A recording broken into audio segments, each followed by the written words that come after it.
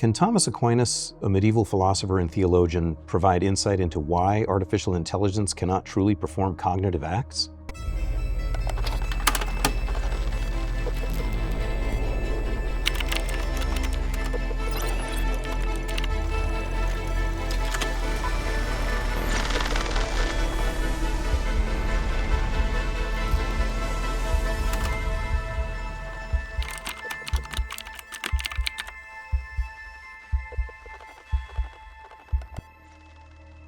Hello everybody, I'm Michael Augros. I teach at Thomas Aquinas College. Welcome to this 9th video in a 10-video series which explores whether artificial intelligence can genuinely think and understand.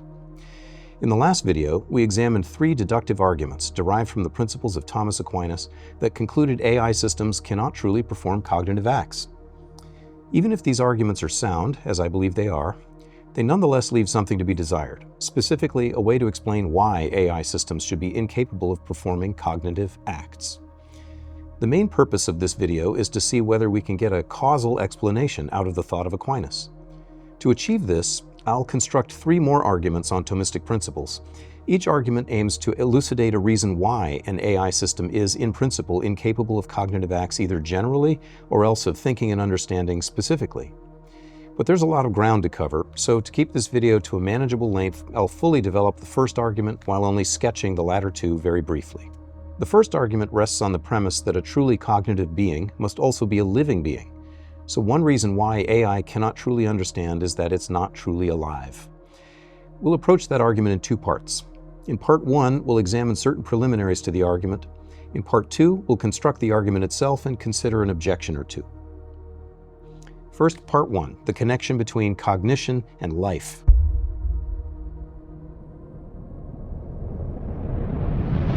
We'll approach Aquinas' thought on this in 4 steps. First, his definition of a living thing. Second, his definition of a being that is one absolutely. Third, why he says a living thing must be one absolutely.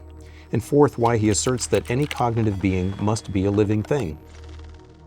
Let's begin with the first of these, how Aquinas defines a living thing in general. Here's one passage where he presents his understanding of what it means to be alive. He says, "We can gather what things are alive and what things are not alive from the things that are most clearly alive." Now, being alive belongs to animals most clearly. Accordingly, it's necessary to distinguish living things from non-living ones according to that by which animals are said to be alive. But this has to be the thing in which life first shows itself in them, and in which it last remains. And we first say that an animal is alive when it begins to have movement from itself. And for however long such motion appears in it, the animal is judged to be alive. But when it no longer has any movement from itself, but instead is moved only by other things, then the animal is said to be dead and deprived of life. From this it's plain that those things are properly said to be living things that move themselves with any type of motion, whether motion be understood strictly and properly, in which sense motion means the act of something imperfect, that is, of something that's in potency, or again if motion be understood in a broad sense, so that motion means the act of something perfect, in which sense even acts of understanding and sensing are called motions. So then, those things are called living which actively produce their own motion or operation, whereas those things whose nature does not enable them to actively produce any motion or operation are not called living except by way of a simile. So, Aquinas defines living things as those that move themselves, or in any way actively cause their own movements or operations. He does not restrict self-movement to locomotion, such as walking from one place to another. He would include growth, for example, as a living act, since what grows actively causes itself to change size, shape, and body composition. Nor does he restrict self-movement to motion in the sense of an act that's becoming more complete as it progresses, where the subject itself also becomes somehow more complete as the act progresses. That's motion in the strict and proper sense, distinct from operation, which is instead the act of something already complete and which is itself a complete act as long as it endures. We discussed that distinction in videos 3 and 8. Here, Aquinas states that even operations can be called motions or movements in a broad sense of the term.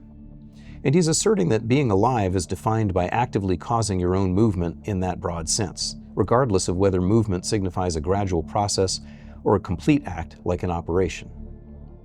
We could spend a long time scrutinizing that definition of a living thing, but let's just see how it passes a few basic tests. By Aquinas' definition, will the things we normally consider alive, and only those, be categorized as living things? Clearly, all human beings and animals are living things by his definition, since they all actively cause their own motions. When you walk from A to B, no one's forcing you to do that. The active source of your movement is within you. Likewise, when you grew from one size to another, no one forced you to do that either, and the active causes of your growth were within you. Thus, plants, which also grow, are alive.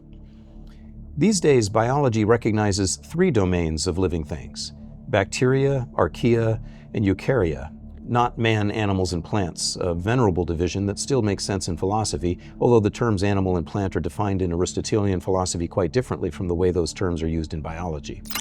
But what about bacteria? Do they move themselves? They do. Active methods by which they move themselves include the use of flagella, gliding motility, and twitching motility. Like us, they use ATP as their primary fuel source for movement.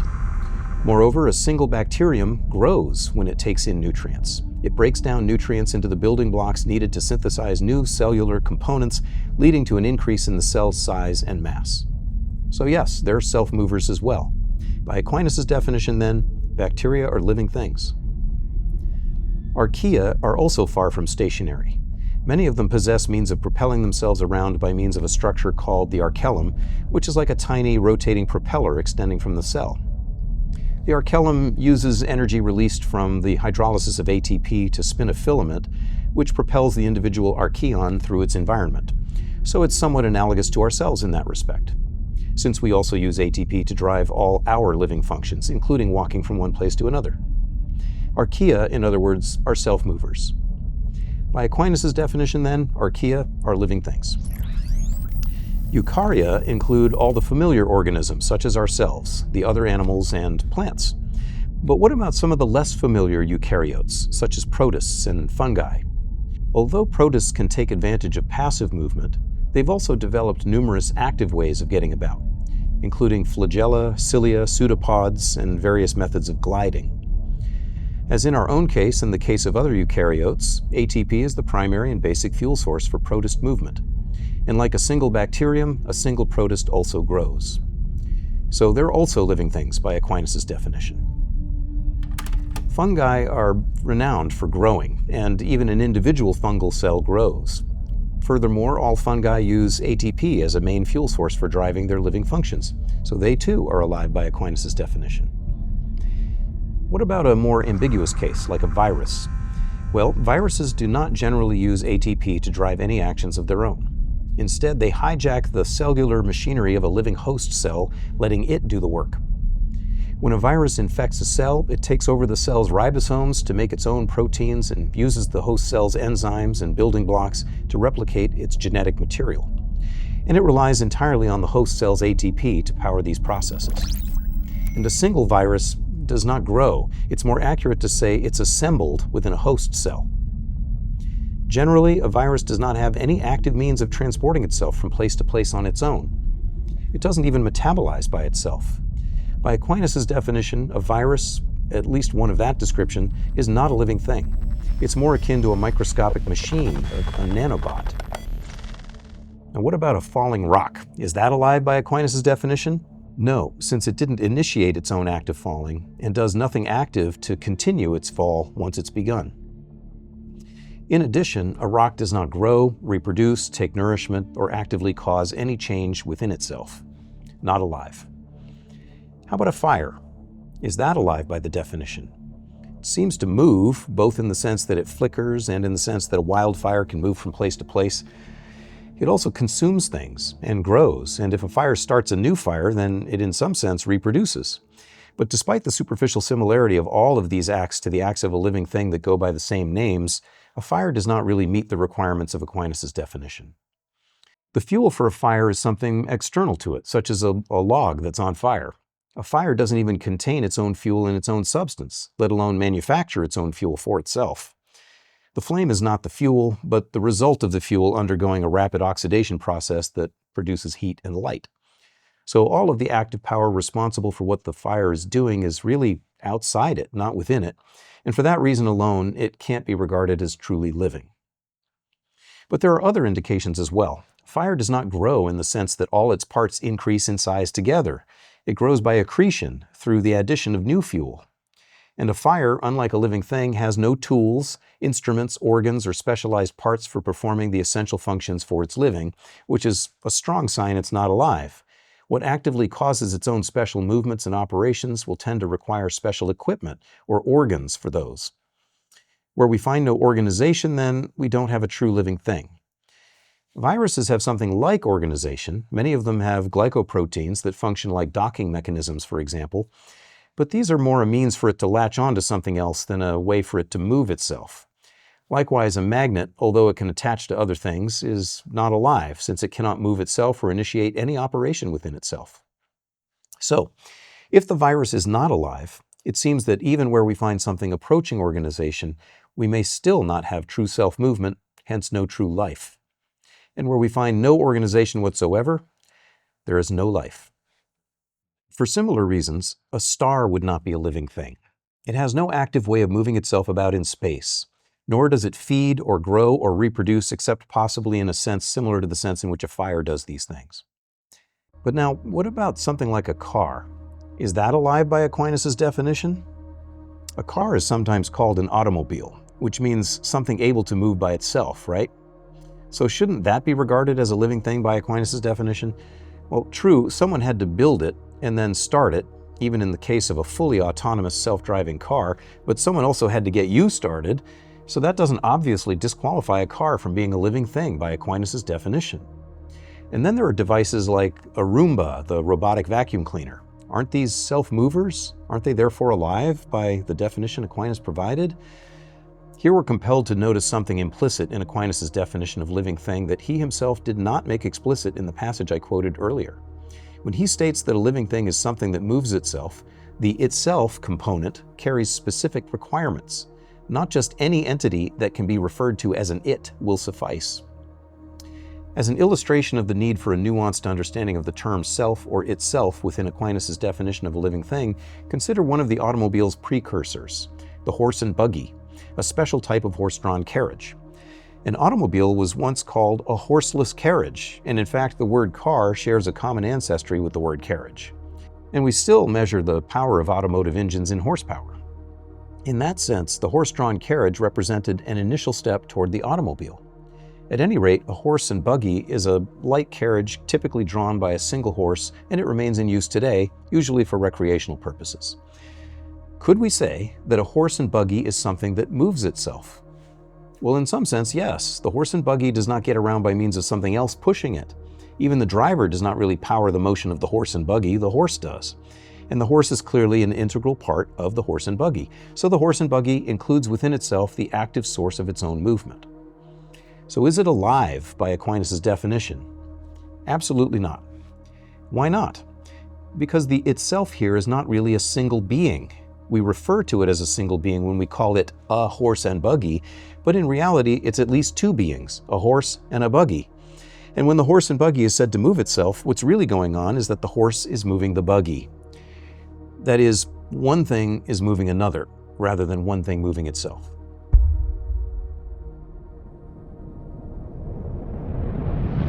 So much for Aquinas' definition of a living thing, which was our first preliminary. Our second preliminary moves toward clarifying his definition of living thing, specifically addressing the itself component. If a living thing is something that moves itself, and not every entity we can name that moves itself in some sense is a sufficiently unified thing to count as a true itself, such that the whole is alive, exactly what sort of unity is required? To understand Aquinas' answer to this, we have to dip into his metaphysics and natural philosophy of essential unity. While that might sound somewhat intense, and it is the toughest thing we have to tackle in this video, it's also intrinsically interesting, and I'll do my best to keep it as intelligible as possible without dwelling on it for too long. Now, we don't need to grasp Aquinas' entire philosophy of unity or being. Rather, we simply need to understand an important distinction he draws between two different senses in which something can be called one being or one thing. Here's one passage in which he draws the necessary distinction. Nothing prevents something from being many in one respect and at the same time being one in some other respect. In fact, every multitude is one in some respect. Yet we should note this difference, that in some cases the things in the multitude are absolutely speaking many, and are called one only in some respect, whereas in other cases it's the other way around.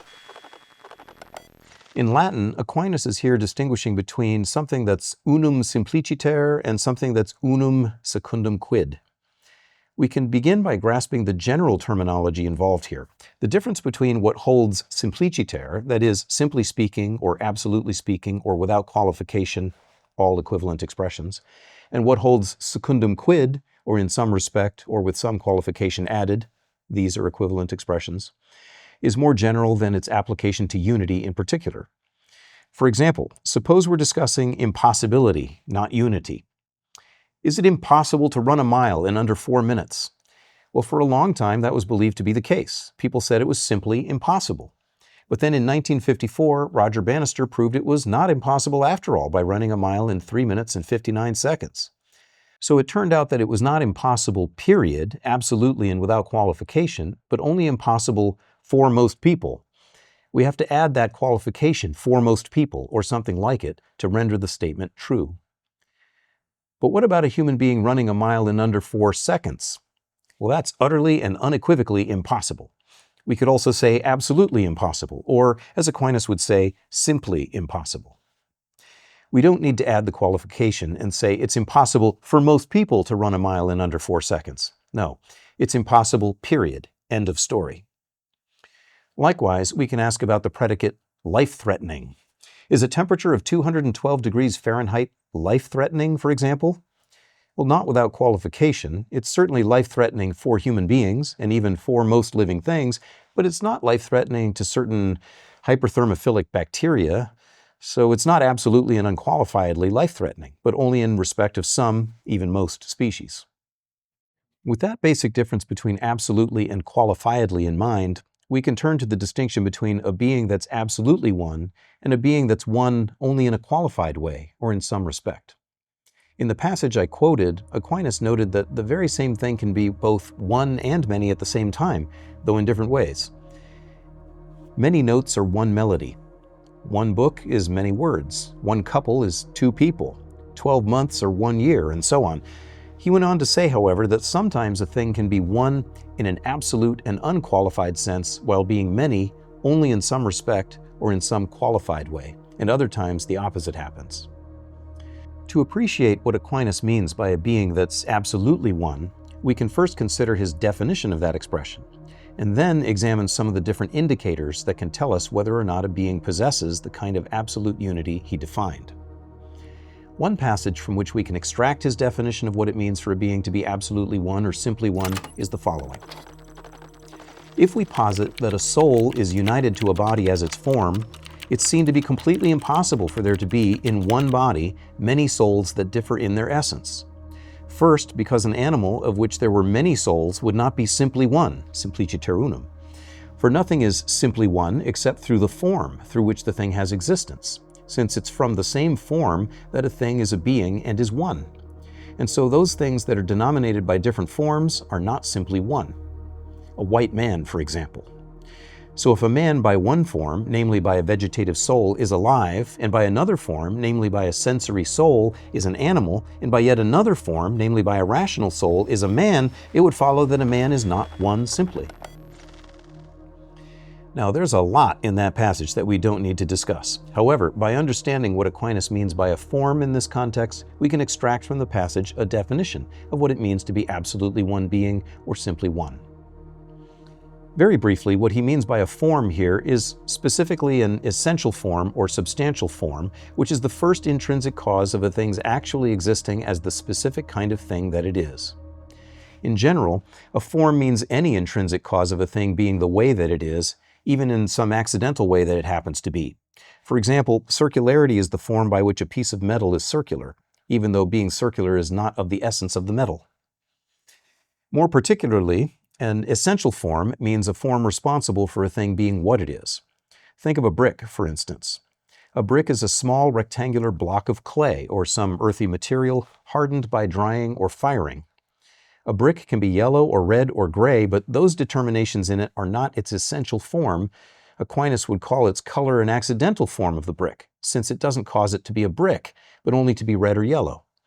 What causes the clay to be a brick rather than something else is its shape and size, plus the fact that it's hardened.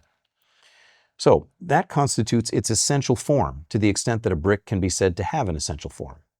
Natural things are more truly said to have essential forms. For example, hydrogen and oxygen are capable of forming a number of different compounds, so if they happen to constitute water in some case, there must be an internal cause within those materials that's responsible for their being water rather than something else. That's the essential form of water, which consists in the 2-to-1 ratio, bond angles, and polar covalent bonding. Water can also have other forms, such as the shape conferred on it by its container. Also, a temperature, which is not a shape but is still called a form because it determines the water in a specific way. And also hydrogen bonds. But these are called accidental forms, not essential forms, since they don't constitute the water as such. They don't make the water to be water, but make it to be hot, or to be shaped like its container, or to be highly cohesive, or to be some other thing besides just being water. It's also the case that the materials of a human being can constitute many other things. But if they currently constitute a human being, there must be something within those materials that serves as the first actuality or determination within them by which they're actually a human being rather than something else. That's the essential form of a human being, what primarily causes the materials to be a living human body, and both Aristotle and Aquinas spend a lot of time showing that this is in fact the same thing as the human soul. Bearing in mind that an essential form or substantial form is the first internal cause responsible for a thing's actually being the specific thing that it is, for its being what it is, we can now work toward extracting a definition of what it means for a being to be absolutely one, drawing from what Aquinas said in the passage I quoted. Recall what he said. Nothing is simply one except through its form, through which the thing has existence, since it's from the same form that a thing is a being and is one. And so those things that are denominated by different forms are not simply one. In other words, if an entity receives a certain name by virtue of having two or more distinct forms in it which do not constitute a single essential form or nature, then that thing is not absolutely one being, but is in reality multiple beings or things. His example is white man. He means that a white man is white by having the quality of whiteness, so that's one form, and he's also a man by possessing human nature, and that's another form. It's not the same form as the whiteness. So white man actually names two things that happen to coexist in someone, not one single nature. Hence the phrase does not designate one thing in an unqualified sense, even though it happens to be the same one, the same individual thing that in this case is both a man and is white. Nor does any such thing as white manness exist, some single form or nature causing both human nature and also the color white to belong to this individual. Instead, these are genuinely just two different forms. The result? Two beings that are one only in the qualified sense that they happen to both exist in the same subject. As Aquinas would put it, they're one in an accidental way or paraccidens. By contrast, then, a name that belongs to a thing due to only a single form or nature within it names a being that's absolutely and simply speaking one. So although white man is not simply one but two, and those two things are one only in the qualified sense that they both belong to the same individual, white or whiteness considered by itself names something that's absolutely one, and man names something that's absolutely one.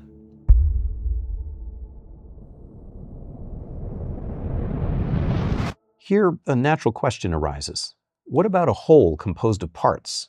Can that be absolutely one being? Or does a whole always have to be many beings, such as many cells or many atoms or what have you? Well, Aquinas answers, yes, a whole can, in some cases, be absolutely one being. But not every whole is absolutely one being. A stack of bricks is a whole in some way, for example, but it's not one being absolutely speaking. Absolutely speaking, it's many beings, namely many bricks. But why is that? At first, it seems that by Aquinas' definition, the whole stack is absolutely one being. After all, it's called a stack by just a single form in it, namely the one arrangement or formation of the bricks by which they constitute a stack. So what gives? Well, the problem is that the parts of this whole, the individual bricks, still have their own forms, and they're constitutive of the whole stack. Being a stack of bricks requires there to be bricks, so the bricks being there isn't just accidental to the stack. And yet, what's causing those bricks to be bricks is not their stack formation. Instead, each brick is a brick, hence an essential part of the stack, by its own form, the same one it had before ever being placed in the stack. If instead what caused each brick to be a brick was precisely the one form of the whole stack, that would be a very different story. In that case, removing a brick from the stack would mean it would cease being a brick, or it would cease being the same individual brick that it had been. It would now become a different one. That doesn't happen, but if it did, then indeed such a stack of bricks would be one being in an absolute sense. As it is, what makes a stack of bricks to be a stack of bricks is not one form but many. Namely, the individual forms of the individual bricks plus the formation of the whole stack. So we have many beings, absolutely speaking, and they're one being only in some respect. That is, they're one stack. So, in order to be a being that's absolutely one, a whole must be such that its parts do not each possess their own essential form. They can have their own accidental forms, determinations of them that do not cause them simply to exist in the first place, but only cause them to be qualified in this or that way. But if they're parts of a being that's absolutely one, they do not each possess their own distinct existence as beings in their own right. Instead, the one form of the whole is also the essential form of every part, causing its basic and substantial existence. Generally then, parts or components of a whole that is absolutely one are not beings or substances simply speaking and in their own right. Here's how Aquinas puts it. A whole in the genus of substance, composed of its integral or its essential parts, is simply one, because the whole is a being and a substance simply, whereas its parts are beings and substances not simply, but only in the whole. He also states that one characteristic pertaining to the nature of a substantial whole is that the existence of the composed whole belongs to all the parts. Hence, the parts do not have their own existence, but rather they exist through the existence of the whole. Quantified parts of a whole that is simply and absolutely one being do not possess their own distinct existence as they perhaps did before being united in such a whole. If each part retained the distinct existence as a being that it previously enjoyed, then the parts would remain multiple beings in the whole. Unified in some way, yes, but simply speaking, many beings with some sort of unity rather than simply speaking one being with many parts. Therefore, if they instead exist as parts of a whole that is simply one, the parts must surrender their own distinct forms and existences and now exist by the single existence and form of the whole in each of them. You see, that's a much more unified sort of being than a stack of bricks, one where the parts get their very existence from the one form of the whole. So there you have it, Aquinas' definition. A whole is absolutely one, or simply one being, if there's only one form giving existence to the whole and also to each of its parts. Not many forms of the whole, or one form giving the whole its existence and other forms giving existence to each of the parts. Now, what telltale signs or indicators can we look for in order to determine whether or not a being or a whole is absolutely one in Aquinas' sense? I'll describe 3 indicators that Aquinas himself employs. Sign number 1 indicates that a being is not one simply, not one substance, and it's this. Either the being in question is not a continuous whole at all, or if it is, the form uniting its parts or materials into a continuous whole does not complete any specific thing that was naturally implicit in the parts or materials. For example, a stack of bricks is a whole, but the bricks in it are just piled up, not made to form something continuous by being in some way attached to each other. So they lack the basic physical unity of cohesion. We can lift off the top brick without having to undo any special bond between it and the rest, and we can continue that all the way down through the stack. Since the parts can be moved about independently of each other without destroying some bond between them, they lack a minimal requirement for constituting a being that's absolutely one. Aquinas would call the stack one in some respect, but many simply speaking. The bricks clearly keep their own forms. Now imagine a bronze statue of Athena. That is a continuous whole, especially if it was cast as a single solid piece. But prior to its being shaped into that statue, the bronze, although capable of taking on that shape, had no specific preference for it over any of the infinitely many other shapes it could assume. The shape of Athena is in no way natural to bronze as such. This indicates that the bronze statue of Athena is in reality 2 things, namely bronze plus a shape imposed on it that does not, together with the bronze, complete and constitute any new being that's one in the absolute sense. The Athena-shaped bronze is really like Aquinas' example of a white man. Two natures, namely bronze plus a shape, combined in one subject. What about a nut and a bolt? Are they absolutely one thing when combined? The possibility of their fitting together is something definite and implicit in them before the nut is screwed onto the bolt. Is that a sign that the two of them, when assembled, constitute a being that's one in the absolute sense? A nut bolt, if you will? Well, not really, since they're able to fit together because of their shapes, which do not belong to them naturally. Each one is like the bronze statue in that regard. So if the parts of a whole aren't even cohesive, the whole isn't one being, simply speaking. And if they are cohesive, but the form of the whole is merely imposed on them, not arising naturally from them or fulfilling any inherent tendency, as the form of Athena neither arises naturally from bronze nor fulfills any natural inclination in it, then the result has both the new form of the whole, Athena, and the retained form of the material, bronze. In such a case, the form of the whole is a foreign addition to the parts or materials, not a natural completion, and so there are, absolutely speaking, two forms, not one, and thus not one being simply. Sign number 2 indicates that a continuous whole is simply and absolutely one being. This sign comes from Aquinas' point that in a whole that's absolutely one, the parts are no longer beings with their own distinct existences. Accordingly, a loss of individual existence in the parts is a sure sign that the whole is absolutely one. If upon entering into a continuous whole, parts lose something that was necessary for their former essential identity and individual existence, the whole is simply and absolutely one being. We can illustrate this with an example from chemistry. Take table salt. In forming sodium chloride, each sodium atom gives up one electron to a chlorine atom. As a result, the sodium becomes a positively charged ion with a stable electron configuration, and the chlorine becomes a negatively charged ion with its own stable configuration. In the gaseous phase of sodium chloride, the predominant species are monomers, single NaCl units. Let's begin with these as the parts that will form a whole crystal. In the case of a monomer, there's no problem identifying which chloride ion got its extra electron from which sodium ion, since there's just one of each. So with monomers, we really do have one sodium ion and one chloride ion constituting a single molecule of the substance. Each one is its own thing prior to entering into crystal formation, and so you really do have many sodium chloride molecules. Once the temperature is sufficiently lowered, the monomers condense to form a crystalline solid of sodium chloride. Do the monomers remain distinct molecules in the new crystal as they were before they joined together and composed it? No. In the crystal, it's generally impossible to determine which sodium ion a given chloride ion is partnered with, since each sodium ion is surrounded by as many as 6 chloride ions, and each chloride ion is surrounded by as many as 6 sodium ions. You can't select one sodium ion and then one neighboring chloride ion and declare that this pair of ions is a sodium chloride molecule, since that same sodium ion is just as truly partnered with 5 other chloride ions.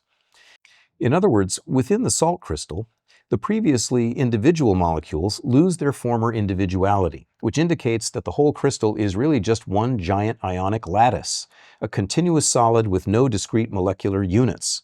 So at the very least, it's not many molecules anymore, and may even be one being absolutely speaking. This is not true, incidentally, of a water crystal, such as a snowflake. In that case, the whole crystal is composed of discrete individual water molecules held together just by hydrogen bonds. So if the whole flake is just one substance, not many, another reason would have to be given. Okay, so a loss of prior individual distinction in the parts indicates that the new whole is a single being and not merely a unified collective of beings.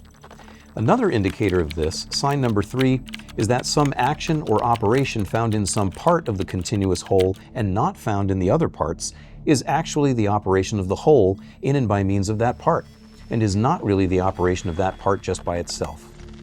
The rationale behind this sign is that action belongs to beings, or in the words of Aquinas, actio non est nisi entis.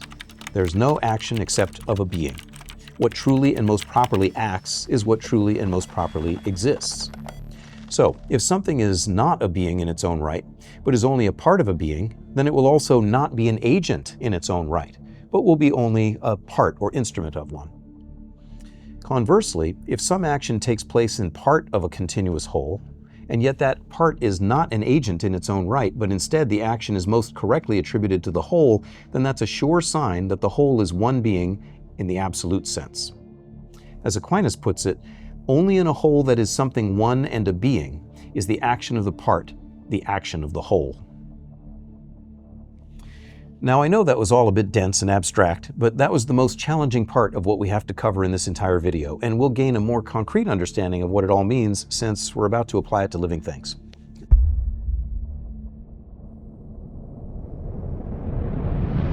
You'll recall that the reason we took that relatively quick dip into Aquinas' metaphysics of essential unity in beings is that he defines a living thing as a being that moves itself, and he does not think that just any kind of unity in an entity is sufficient to qualify it as the sort of itself he has in mind in that definition. What he means by itself in that context is a being that's simply one or one in the absolute sense. So let's first establish that he in fact says this, and then why he says it. That will constitute our third preliminary to forming a new Thomistic argument demonstrating why AI cannot truly think or understand.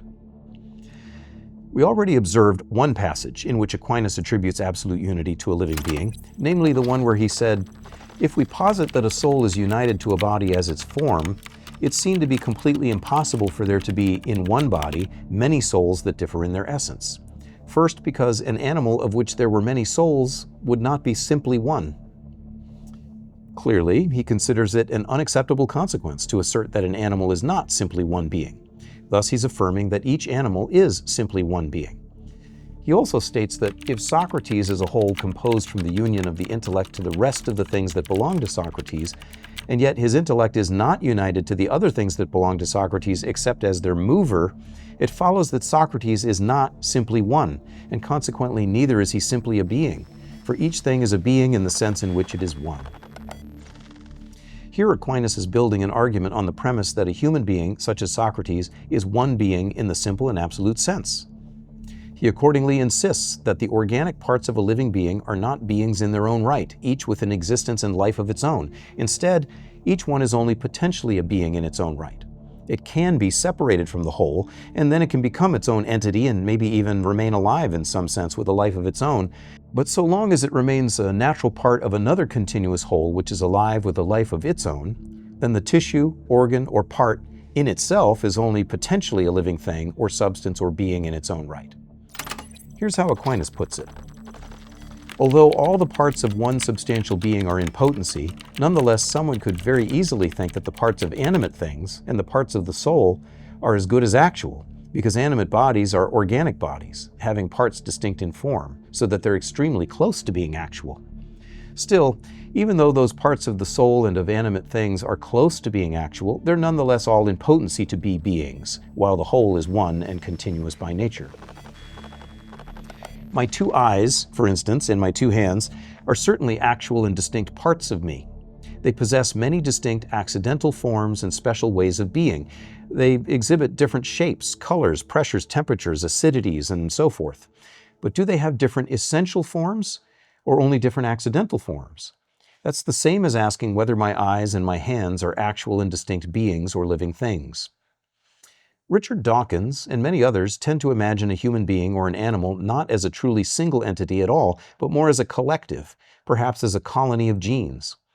Aquinas, however, denies that this is really the case. Instead, an animal, a human being, or even an individual form of vegetative life is not a collective, but a single being, albeit one with many parts. And those parts are merely potential beings, capable of becoming beings on their own, maybe even for a short time living beings in their own right with lives of their own, but they're not actually such entities as long as they remain within the whole. That's not to say that there are no tricky cases. Plasmodial slime molds and cellular slime molds exhibit ways of aggregating into masses that behave like single organisms. Is the aggregate then just a collection of many slime molds working together? Or is it, in fact, a single living being, which is simply one in Aquinas' sense? Well, it has to be one or the other, but perhaps we can never make a compelling case for which of those is truly going on. I'm not saying nobody knows in that case, but just that there might be cases like that where nobody knows.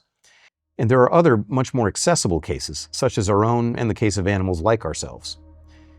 So, On what evidence does Aquinas maintain that an individual living thing, such as a human being, or a horse, or a dog, or a cat, is an absolute unit, an individual being, and not a collective of beings?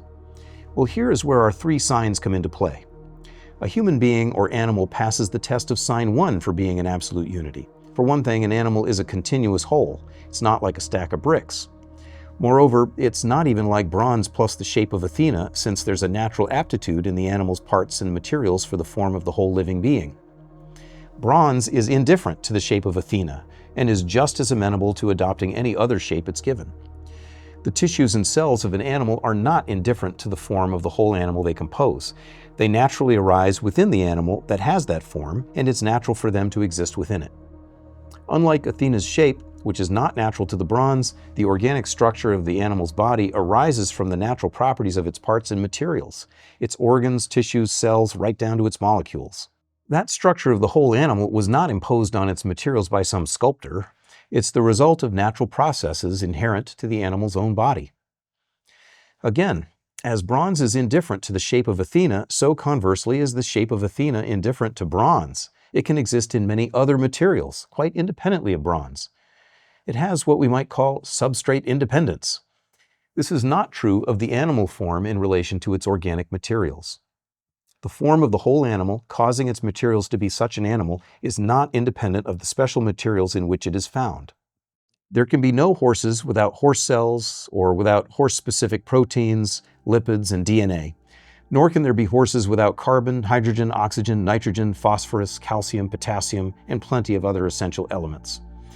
At the more macroscopic level, a special organization, at the level of tissues and organ systems, is precisely what makes the body capable of receiving and retaining the form of the animal, which Aquinas calls its soul. Not only that, but specific souls require specially organized bodies. It's not possible to put the soul of a human being into the body of a dog, or vice versa. To cause a body to be a living human body, to be you, for example, a human soul requires a certain organization in that body. Remove the requisite organization and the soul can't be present any longer, and the body ceases to be a living human body. It becomes a corpse. For reasons such as these, Aquinas, adopting the language of Aristotle, called a soul the entelechia, the fulfillment of a naturally organized body. Athena's shape is not a fulfillment of bronze, it's just imposed on it. And so the two do not constitute a being that's absolutely one. By contrast, a naturally organized body is by nature uniquely capable of being a certain kind of living being, and the soul is the form that fulfills that potential. Together, the two constitute a complete being that's one in the absolute sense. Today, we can augment these reasons why Aquinas held that a living being is absolutely one. A great deal more is known about the intricacies of living bodies than Aquinas or Aristotle ever knew. It's understood, for instance, that all living things are composed of proteins, among other constituents. The various protein-protein interactions that maintain their cohesion and contribute to cell structure are based on the natural properties of the proteins themselves, which arise from their amino acid sequences and their three-dimensional structures. Their three-dimensional structures, moreover, are not imposed on them from without, as Athena's shape is imposed on bronze, but are largely determined by their amino acid sequences. After amino acids are assembled into a polypeptide chain specific to a particular protein, the resulting chain, if situated in a favorable environment, can spontaneously fold into its most thermodynamically stable conformation, thereby minimizing its free energy. The final shape is critical for the protein's function, since it creates specific binding sites and enables interaction with other molecules.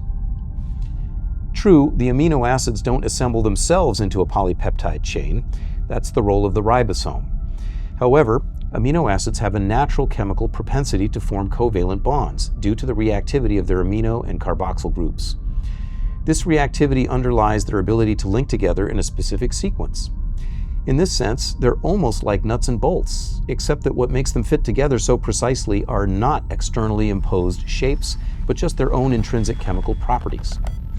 This aligns with Leibniz's idea that animals are divine machines that are organic all the way down, ad infinitum.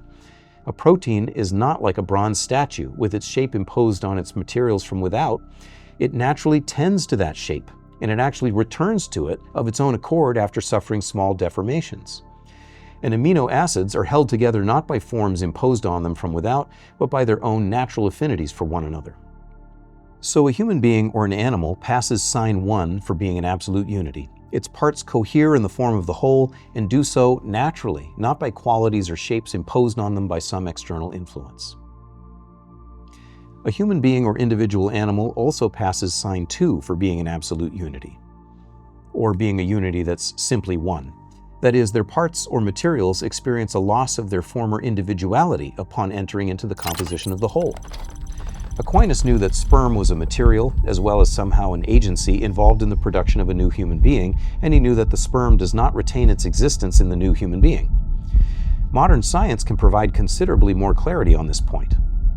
A human zygote is a single cell, although it's the product of two cells, a sperm cell and an egg cell. These two materials that contribute to the zygote do not retain their former individuality as distinct cells once they've together formed a zygote. First, the plasma membranes of the sperm and egg merge, creating a single continuous plasma membrane around the newly formed cell. Eventually, the nucleus of the sperm fuses with the nucleus of the egg, resulting in a single nucleus within the zygote containing a complete set of chromosomes, so that the genetic material is no longer held in two separate compartments. There's even some cytoplasmic mixing involved, although the sperm contributes relatively little cytoplasm to the egg. Once a zygote is fully formed, there simply is no longer any distinction between sperm cell and egg cell. That's a clear indication that a new cell is present, not an association or aggregate of two cells, and it's also a sign that the result is a single being, not an aggregate of the beings that preceded it. Along these same lines, another indication of absolute unity in a living entity is that while unicellular forms of life exist and multicellular forms such as ourselves also exist, the cells in a multicellular being, such as a human being, do not exhibit the same sort of individuality that we find in unicellular organisms. One area where a difference is notable is in reproduction. Unicellular organisms, such as amoebas, can divide, thus producing new amoebas, an unlimited number of times, given suitable conditions. But human skin cells cannot do that. Normal human somatic cells have a limited lifespan even in culture and will eventually cease dividing. It's almost as if human somatic cells don't think of themselves as a species that needs to be continued indefinitely, but only as parts of a single individual, which in turn belongs to a species that does need to be continued indefinitely. By contrast, human embryonic stem cells are functionally immortal in culture, but that's precisely because they're closely tied to the reproduction of the species, which explains their pluripotency and indefinite self-renewal. Another contrasting case is human cancer cells. They're also immortal in culture, capable of dividing indefinitely under the right conditions. Even within the human body, their growth and proliferation often escape normal regulatory mechanisms. They continue dividing without proper response to the body's growth inhibitory signals, almost as if they're no longer truly parts of the human body at all, which may be the case. Their metabolic characteristics also distinguish them from the rest of the body, and might even be said to define them. Normal human cells generate ATP primarily through aerobic respiration. While they can use glycolysis, this pathway is tightly regulated based on energy demands and oxygen availability. Glycolysis is not the default metabolic mode for most healthy cells. By contrast, cancer cells often favor glycolysis for ATP production, even in the presence of oxygen, a phenomenon known as the Warburg effect. Although they retain the ability to carry out both aerobic and anaerobic respiration, their reliance on glycolysis reflects a metabolic shift towards supporting fast growth. In this respect, cancer cells are more akin to certain unicellular organisms, which also depend heavily on glycolysis to fuel rapid proliferation, than they are to genuine parts of the human body. Some unicellular organisms rely heavily on glycolysis as their primary energy source, which is logical if they're to prioritize rapid proliferation and growth. Moreover, the metabolic flexibility of cancer cells, their ability to switch between energy pathways based on environmental conditions, is a trait they share with many adaptable unicellular forms of life. Unlike cancer cells, normal human cells behave as parts of a whole, not as unicellular organisms in their own right. That's an example of the more general fact that the parts of the human body, or of any animal body, lose something of the individuality they might otherwise possess and that they would need in order to be beings in their own right. A human being or any other animal also conforms to sign 3. Here's what Aquinas says about that. Neither the eye nor the hand can be said to subsist by itself, and consequently, neither one can be said to operate by itself. Accordingly, the operations of parts are attributed to the whole through the parts. For we say that a man sees by means of the eye and feels with the hand. Here Aquinas states that the operations of the parts of a human being are attributed to the whole through the parts. They're not attributed to the parts by themselves. For example, your act of talking is not rightly attributed to your mouth. Your mouth said something? Really? No. You said something by means of your mouth. Your act of walking is not rightly attributed to your legs just in themselves. Your legs walked somewhere? No. You walked somewhere by means of your legs.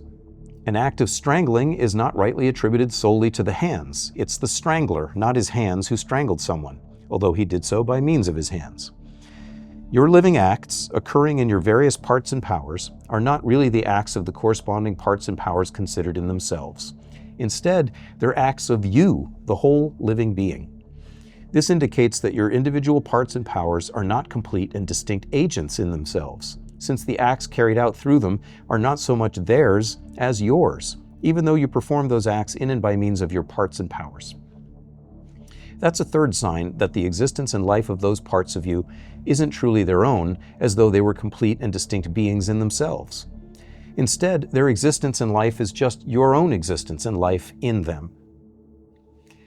By these indicators, a human being, and more generally, any animal and indeed any living thing whose parts conform to these signs, is a substantial unit. It's absolutely one being, or simply one in the sense Aquinas defined. Accordingly, when Aquinas says a living thing is a being that moves itself, by calling it a being and an it, he means it's not a collective sort of being, but a true substantial unity. Therefore, there are two distinct ways for something to fail to be a living thing. One way is for it to fail to move itself. A stone, for example, or a salt crystal, might be absolutely one being, but since it neither moves itself, nor does it have any active power of performing an operation as distinct from motion, it's not alive. Another way something can fail to be a living thing is if it fails to be a true itself, if it's not absolutely speaking one being but possesses only a qualified sort of unity. A horse and buggy, for example, is not a living thing, even though in some sense it moves itself. It's not absolutely one being, but is really two or more beings united by being harnessed together, and some of these move the others. Having laid out some of Aquinas' understanding of the substantial unity of a living thing, we'll get another look at it when we turn to cognitive beings in a moment, I should mention 3 points that one might assume to be part of his doctrine, but that are in fact extraneous to Aquinas' philosophy, or at least are not absolute requirements of it. First, although Aquinas teaches that a living being is one being absolutely and not many, he does not hold that a living being is a homogeneous being, with all its parts qualitatively alike and having the same properties. Quite the contrary. He maintains that our different parts do differ as parts, just as they appear to, and that they possess different capabilities. However, he does not grant them the status of beings in their own right. They're beings only in the qualified sense that they're diverse parts of a being. Just as saying that something is one novel does not deny that there are many chapters in it, many paragraphs, many sentences, many words, but only denies that there are many novels in it, so too saying that something is one being in an unqualified way does not deny that there are many organs in it, many tissues, many cells, many proteins, but only denies that these are also so many beings in an unqualified way, each with its own existence distinct from and independent of its existence as a part of that whole, even while it remains in the whole. It's also not a necessary part of Aquinas' view that everything in or on the human body is essentially a living part of the human body itself. It may well be that the 100 trillion or so bacteria in your gut microbiome are not really you, but just so many friendly or perhaps not so friendly guests. The same applies to the oral microbiome, the lung microbiome, the skin microbiome, the eye microbiome, and so on. And is the hydrochloric acid in my stomach truly a part of my body, of my substance? More likely, it's something produced by my stomach to serve my needs, and it's exactly the same substance as the hydrochloric acid produced in a lab. Something similar should be said for sweat and tears, and probably also for hair and nails. The human body hosts many viruses, many living things of other species, and produces many substances and certain outgrowths for its own benefit. These sorts of things do not have to be regarded as belonging to the very substance of the human body, even if they're good and necessary. A third point that does not follow from Aquinas' position is the notion that it's in all cases easy or even possible for us to discern whether we're observing a collective or a single individual living being. I mentioned the strange case of slime mold earlier. One might also wonder whether a peach tree grafted onto the stump of an apricot is one tree, or instead two trees living in something like symbiosis, sharing organs and systems like a pair of conjoined twins. The rootstock and the scion are genetically different, but they behave as though they were one tree. So there are challenging cases. However, the existence of challenging and perhaps undecidable cases does not mean that there are no perfectly decidable ones. We ourselves and other familiar animals are clear cases. An individual human being is one being absolutely, as is a horse, a dog, or a cat.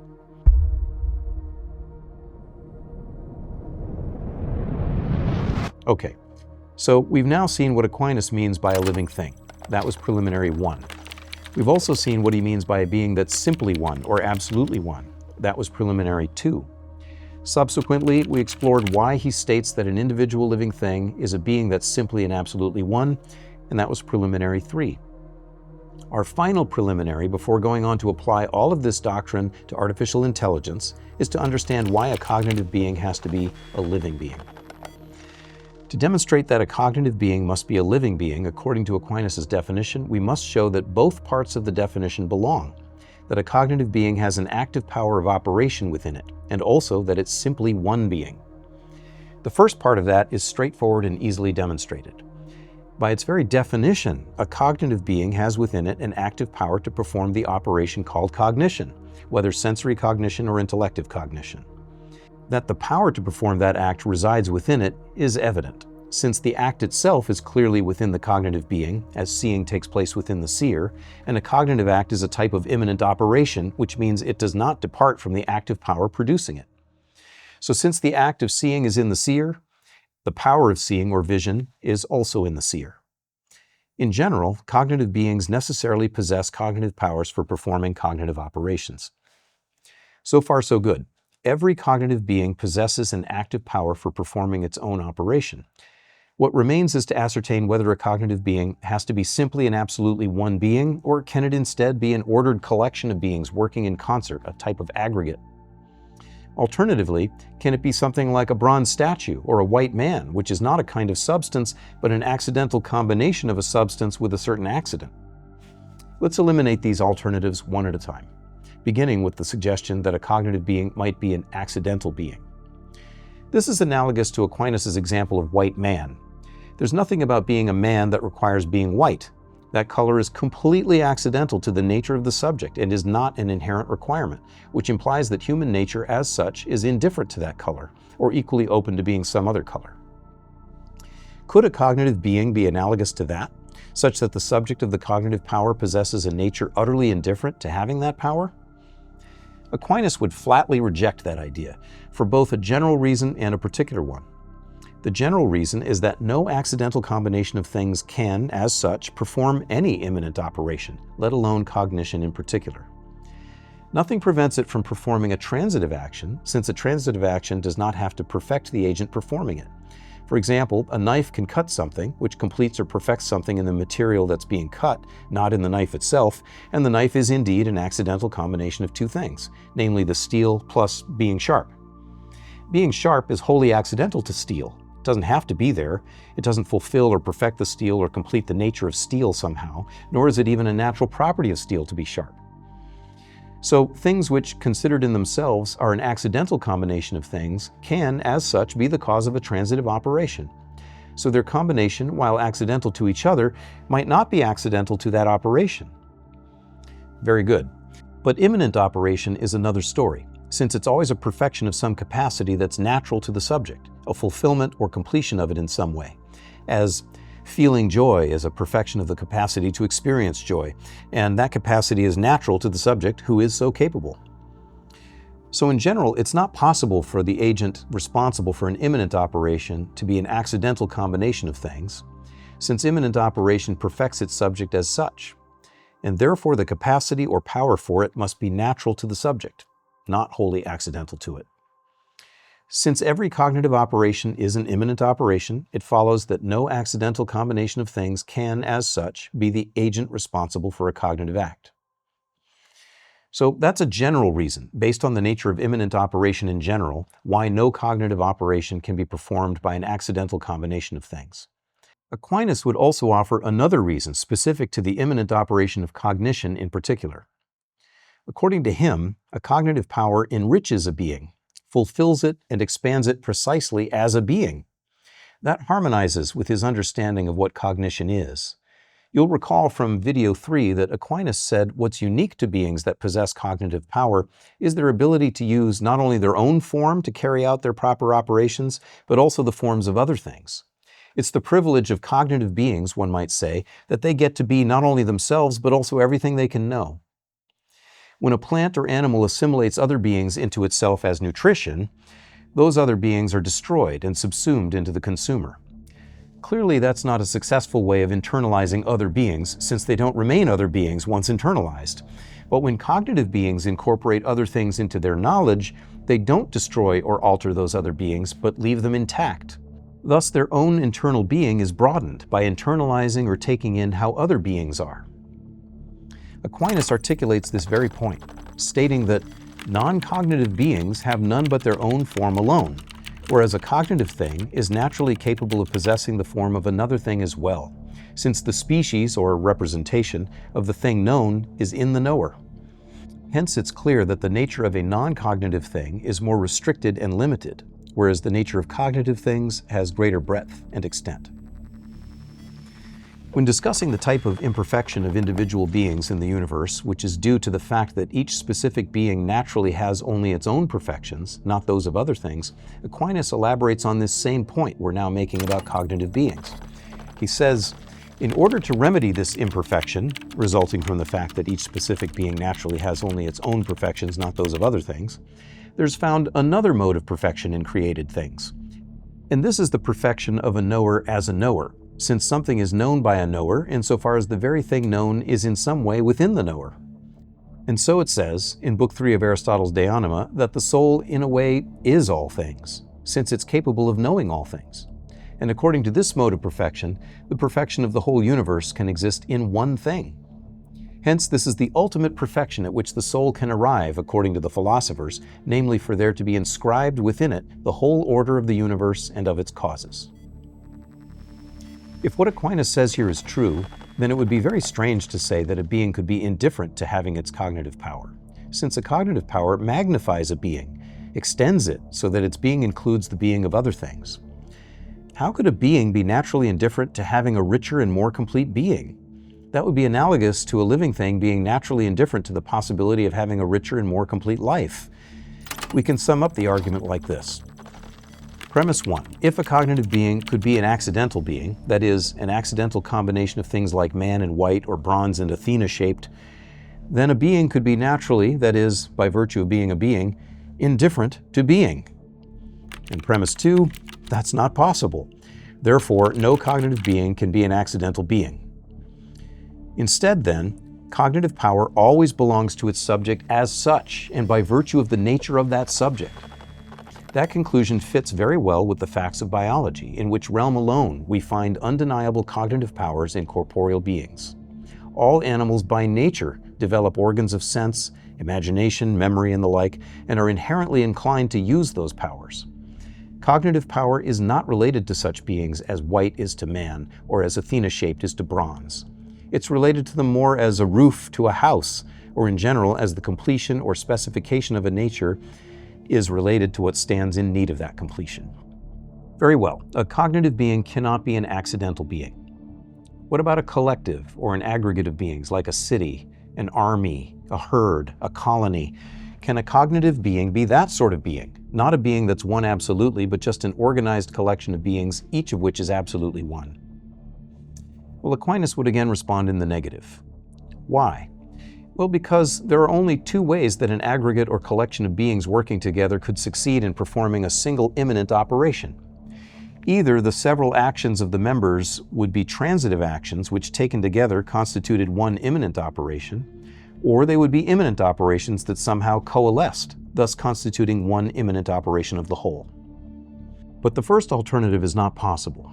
That's because each member of the aggregate, if its action is transitive, must be acting on something other than itself. Now, either all the members of the collective are acting on the same thing, or else they're acting on different things. If on different things, for instance, if member A acts on B, and member B acts on C, and member C acts on A again, then we simply have many transitive actions, not one immanent operation. That's true even when the members are parts of a being that's absolutely one, and is not an aggregate of beings. One part of me acts on another part, and by that I walk. But that sort of action, recall, is still transitive action, not immanent, since the effect of the action is on something outside the active component. If instead the members of the aggregate A, B, C all act on some one thing in common, D, then indeed they perform one action in some sense. But it remains one transitive action and is not an immanent operation, since it's performed by A, B, C and produces an effect on D, something other than them. To take an example from Aquinas, if there's one instrument and different principal agents, there are said to be many agents, but one action. For example, if many people draw a ship with one rope, there are many who draw, but there is one drawing. The collection of people drawing the ship to shore is not one being absolutely, yet it still can, as a united collection, perform the one action of drawing the ship. What makes that possible is the fact that they're all acting on some one thing outside themselves, namely the rope or the ship. So their action is unified, yes, but in a way that depends on that action being transitive, not immanent. So to whatever extent the members of an aggregate are severally performing transitive actions, the net result of their several actions is at best one transitive action, not one immanent operation. Nor is the second alternative possible. Many agents, A, B, C, cannot together perform a single total immanent operation by each one performing its own partial immanent operation, since there's no external object on which they're all acting in concert that can somehow unite their operations. Instead, A performs its operation, which is completed within A, since it's immanent in nature, and B's operation likewise is completed within B, and so on. Hence, there are just as many immanent operations as there are operators, and no single immanent operation of the whole aggregate results. Let's think that through a little more concretely with some examples. Why couldn't a collective of particular cognitive beings constitute a single cognitive whole, with a resultant cognitive operation proper to the whole and arising out of the cognitive actions of its parts or members? What else do we mean by the scientific community, for example, or a think tank, if not a cognitive whole that achieves more than any of its constituent parts would in isolation from each other? But here's why that doesn't really produce an aggregate cognitive being. In a community of thinkers, each one shares thoughts with all the others, and yes, the result is that they all benefit and each knows more than they would have by working in isolation. But that's the point. They all know more. That is, each member of the community learns and profits from all the others. It's not that the whole knows something that no part knows, but rather that each part knows more as a consequence of communication with all the others. Suppose, for example, that we have a scientific community composed of Group A scientists and Group B scientists. Group A have discovered that water contains oxygen in its composition, but they don't know what else is present in it. Group B, meanwhile, have learned that water contains hydrogen, but they know nothing more than that. If we consider Group A and Group B together now, do they as a whole know the entire composition of water? Is there any act of knowing the whole over and above the acts of knowing only the parts? Obviously not. What we have is nothing but partial understandings of the composition of water. And if Group A informs Group B of what it knows, and Group B confirms it, then Group B now knows the whole composition of water, and Group A still does not, unless it makes a new discovery or Group B shares its half of the story. Certainly it often happens that many heads are better than one, but that's not because many heads can together contribute to some single act of cognition of the many which does not belong to any one among them, but because they can share their knowledge with each other via communication. And that still leaves us with many cognitive beings, not with a single whole performing some cognitive act that no part performs. In fact, it's not possible to have such a whole, for the reason we just gave. Cognitive action is a form of immanent operation.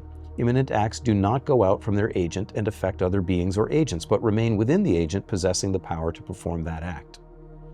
This means your knowing something cannot cause me to know something unless I have a cognitive power of my own and you express your knowledge to me or in some way inform me, in which case you've gone beyond your own cognitive action and introduced the transitive action of expressing or informing. So your knowing one thing and my knowing another does not magically turn into a third act of knowing both those things, since your act stays in you and mine stays in me, and no product, no new whole results from the two. Take another example. If you understand one premise of an argument but not the other, and I understand the other premise but not the one you understand, then neither of us knows the whole argument. Nor do the two of us together, without first sharing our knowledge with one another via transitive action, know the whole argument, and that's why neither of us knows the conclusion. Or suppose you know the subject of someone's statement, but you didn't catch the predicate, and you can't for your life figure out what it was. I, on the other hand, heard the predicate, but missed the subject, and I can't figure out what that must have been. In this scenario, each of us knows only a part of the statement, and no act of knowing the whole statement results, merely from that. We could share our partial knowledge with each other, but even if we did, that would introduce something beyond our immanent operations of knowing parts of the statement. It would introduce a transitive action, namely communication. Furthermore, the outcome of communication would not be some act of knowing the whole statement that belongs only to the two of us as a pair, but rather each of us would know the whole statement after we shared knowledge with one another. In other words, there would result many acts of knowing the whole statement, not one act of knowing it that belonged to the two of us as some kind of whole. We can summarize everything we've been saying like this. Premise 1. If a single immanent operation could be the joint effort of the members of an aggregate, a somehow united collection of beings, each of which is absolutely one, then either their many disconnected transitive acts would be one immanent operation, or their one resultant transitive act would be one immanent operation, or their many immanent operations would be one immanent operation. Premise 2. None of these alternatives is possible. Therefore, no single immanent operation can be the joint effort of the members of an aggregate. In other words, no aggregate being, no collection of beings, can together as a whole perform an immanent operation, hence not an act of cognition in particular. From these considerations, we can now easily construct an argument for the absolute unity of a cognitive being. Premise 1. A cognitive being is either an accidental being or an aggregate of beings, or else it's absolutely one. Those are the choices. Premise 2. A cognitive being is neither an accidental being nor an aggregate of beings, as we've now seen. Therefore, a cognitive being is absolutely one being. And from there, we can finally see how it follows from all these Thomistic principles that every truly cognitive being, since it's capable of immanent operation in general and cognition in particular, must be a living thing.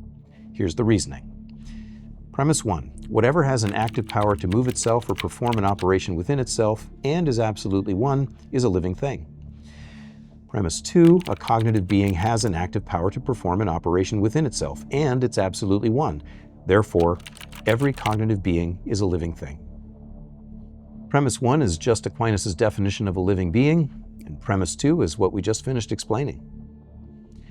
At this point, we've completed all the foundational work needed to obtain a result about artificial intelligence. Integrating the last conclusion into our argument, we can reason as follows. Premise 1.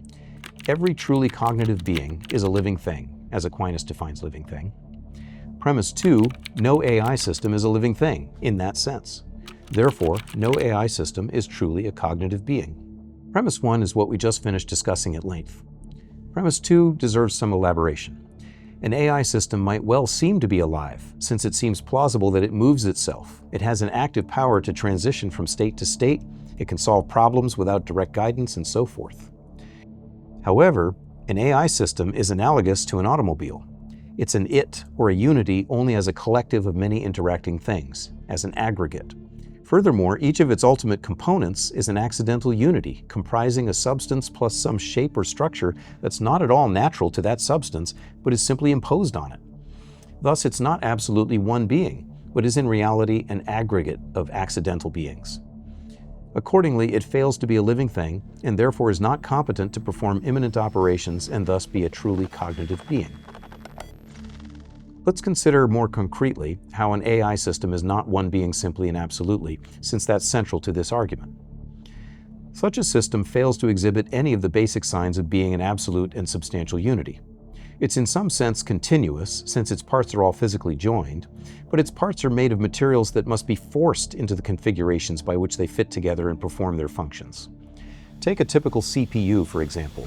Its intricate circuitry, comprising billions of transistors and their interconnections, is fabricated by working on a single wafer of silicon called a die. This circular die is created through a complex, multiple-step process that includes photolithography, etching, doping, and deposition of various materials. Once that's all complete, the die is like a sheet of cooked brownies, not yet cut into individual squares. So the wafer is diced into individual dies, and each of these is a single CPU chip.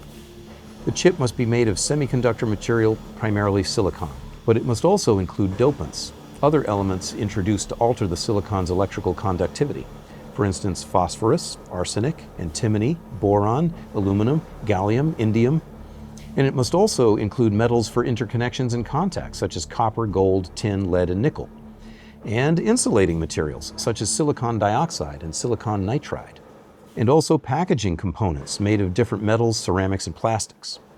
The point here is not that there are lots of different materials involved. That's equally true of a human being, after all. No, the crucial point is that the assembly does not arise from processes natural to these materials themselves. As Aquinas puts it, the productions of artificial things are not natural because, although the source material is within that which comes to be, it does not have a natural potency for such a form. To be sure, a CPU or any other artifact takes advantage of the natural properties and bonding powers of natural materials, but it configures components and also the whole by force and does not exclusively, or even very often, use things in their own natural shapes, arrangements, and conditions. Someone could object that amino acids are forced by ribosomes into a special sequence, implying that our proteins are just as artificial as CPUs, but that's an unfair assessment for at least two reasons. First, it's somewhat of a mischaracterization to say that the ribosome forces amino acids together. When two amino acids are joined, their chemistry underlies and influences the formation and characteristics of the peptide bond. They cannot spontaneously bond themselves, but they're like nuts and bolts precisely fitted for each other by their very chemical nature. It's more accurate to say the ribosome's role is to lower the activation energy and create a favorable environment for the amino acid's inherent chemical reactivity to occur efficiently. Calling that forcing is a bit like saying a gardener forces a seed to grow by planting it in the ground and watering it. The manufacture of all sorts of artifacts uses chemical affinities too, but it never uses that sort of technique exclusively. If it did, the only outcome would be chemical compounds and the like, which are really just natural substances, even if produced in a lab and even if they don't occur in nature. They aren't artifacts in the proper sense, since they both come to be and persist through no bonds except those that are natural to their ingredients. A second reason why it's unfair to characterize protein synthesis as being just as artificial as the production of CPUs is that the final conformation of the protein, and so too its function, is determined primarily by its own internal amino acid sequence. In the right conditions, a polypeptide chain can practically fold itself up into a functional protein, like a piece of magic origami paper. That's not at all how the microarchitecture of a CPU is produced. It's not as if the silicon die has a natural predilection for that architecture and we simply provide it with the right conditions in which it can structure itself that way. Instead, that three-dimensional structure gets embedded in the die by a technique called photolithography, which is like a nanoscale printing and etching process. It's not pure chemistry that determines the pattern deposited on the die. It's imposed and determined by a complex interplay of external factors, including human design and deposition equipment. Any artifact, hence any AI system, exhibits this sign of being either a collective entity or else an accidental whole. Its overall structure does not arise from natural interactions among its smallest parts, as happens in a living being and in some non-living natural bodies. So instead of being an expression of the inner nature of its own substance, the overall structure of an artifact is in reality just an accident imposed on the substance or substances that it's made of. And this form is the only form that belongs to the artifact as a whole, an expression not of natural substance, but of the human mind. This means an artifact is not a substance in its own right, but is really just a combination of one or more substances with one or more accidents. Regarding the subject, Aquinas makes these pertinent observations. Of all qualities, figures most of all proceed from and manifest the species of things. This is most plain in the case of plants and animals, whose diversity of species can be judged with no more sure a judgment than by the diversity of their figures. And this is because just as quantity is of all the accidents the one closest to substance, so too figure, which is a quality surrounding a quantity, is closest to the form of a substance. Hence, just as some people have supposed that dimensions are the substances of things, so did some suppose that figures are substantial forms. And a result of this is that an image, which is the distinct representation of a thing, consists mainly in the figure rather than in the color or something else.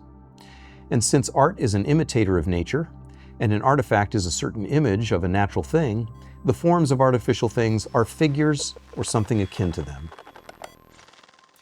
But if, as Aquinas says here, artificial things possess no substantial forms of their own, but only accidental forms such as figures, and the substantial forms in them are just those of their natural materials, then they must be accidental unities, combinations of substances with accidents, not essential and absolute substantial unities in their own right. Consequently, they're not living things. Now let's consider another objection that can be raised against the premise that an AI system is non-living. Biological computers of various types are currently in research and development, with some early commercial applications emerging. There's DNA computing, for instance, which uses DNA strands to encode information and perform calculations. There's also protein computing, which uses interactions and conformational changes of proteins to perform logical operations. And there is neuromorphic biological computing, which uses living neurons to perform calculations.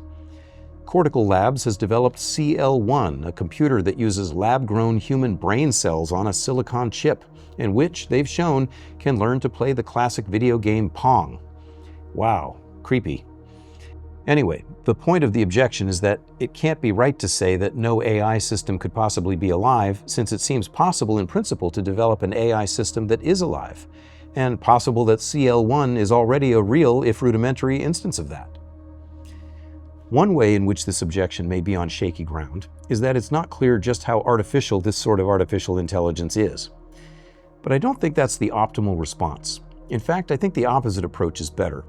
The components of CL1 are alive, but it's more like a collective of living things than a single living being. It's not a complete human being or even a complete human brain, but only a configuration of cells unnaturally produced from such a being. How then can CL1 learn to play Pong?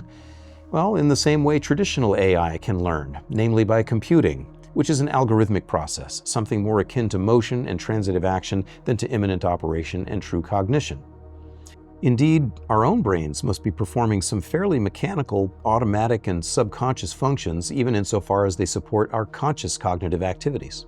We don't experience all that computational work, all the information processing that our brains do in order to produce our sense of sight, for example, and we don't experience the things other people say to us in our dreams as things we ourselves are saying, and yet it must be our own brains that are producing those sentences in our dreams. Our brains, in addition to being the locus of many of our cognitive acts, are also the locus of various paracognitive acts, something like unconscious and automatic computation. An AI implementation like CL1 is harnessing the computational power of the human brain without supporting cognitive acts in a person. Or at least, I hope not. Poor CL1 if it's a person, being forced to play Pong all day. So, just as AI systems simulate the completely unconscious computational power of the human brain, which power is sufficient both to make images of people talk in our dreams, even though there's no one consciously speaking, not even ourselves, and sufficient to make LLMs talk, even though there's no one consciously and truly speaking in that case either, so does CL1 harness that unconscious computational power.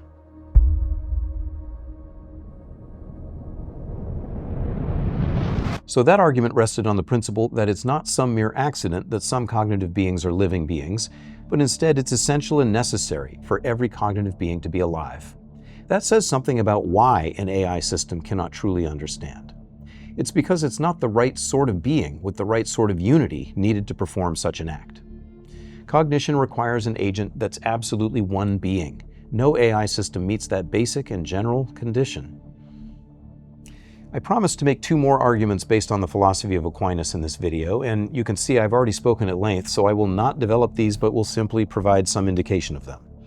The first one is based on universals and can be formulated like this.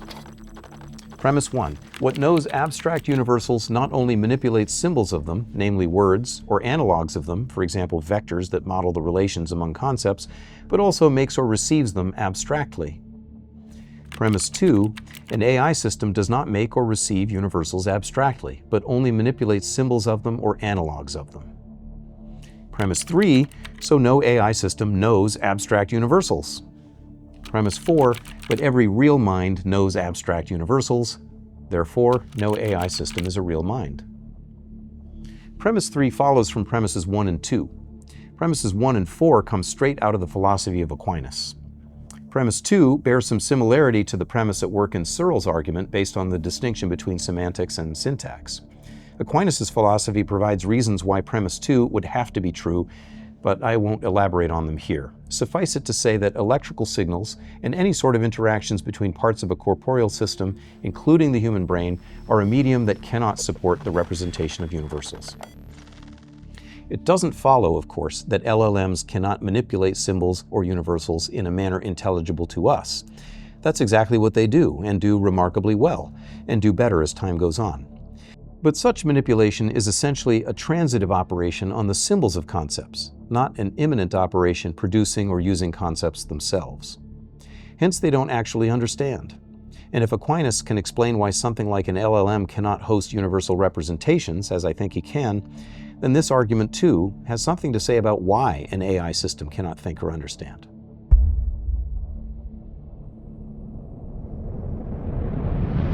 The final argument I'll describe rests on the fact that an intellect is naturally capable of moving itself as a whole from one act to another. It can be summed up this way. Premise 1. A true mind can, by one actual state of the whole, cause another actual state of the whole without one part activating another part. Premise 2. No AI system can, by one actual state of the whole, cause another actual state of the whole without one part activating another part. Therefore, no AI system can be a true mind. Premise 1 comes straight out of the philosophy of Aquinas, but again, I won't take the time to develop it here. Premise 2 does not come from Aquinas, of course, since it mentions artificial intelligence with which he was not acquainted, but it's fairly clear empirically that at least no current AI system can move itself from one state to another except by the transitive action of one part on another. However, Aquinas' natural philosophy provides reasons why no possible AI system could ever be capable of activating itself in such a way that it's precisely the whole that's doing the activating and the whole that's being activated. Accordingly, this sort of argument also has potential to bring out a reason why no AI system can think or understand. In this video, we've looked at 3 more arguments based on Aquinas' philosophy demonstrating that LLMs cannot think and understand. All 3 bring out a reason why they're incapable of that. And the first one, based on the conclusion that a cognitive being must be a living thing, actually showed that AI systems are incapable of cognitive acts in general, including acts of sensation and not just acts of thinking and understanding. Having now repeatedly drawn this negative conclusion about AI, we can turn to more positive considerations regarding it. If it's not truly thinking and understanding, how should we talk about it? And in general, how should we conceive of AI and our relationship to it? That will provide us with content for the next and final video. See you there.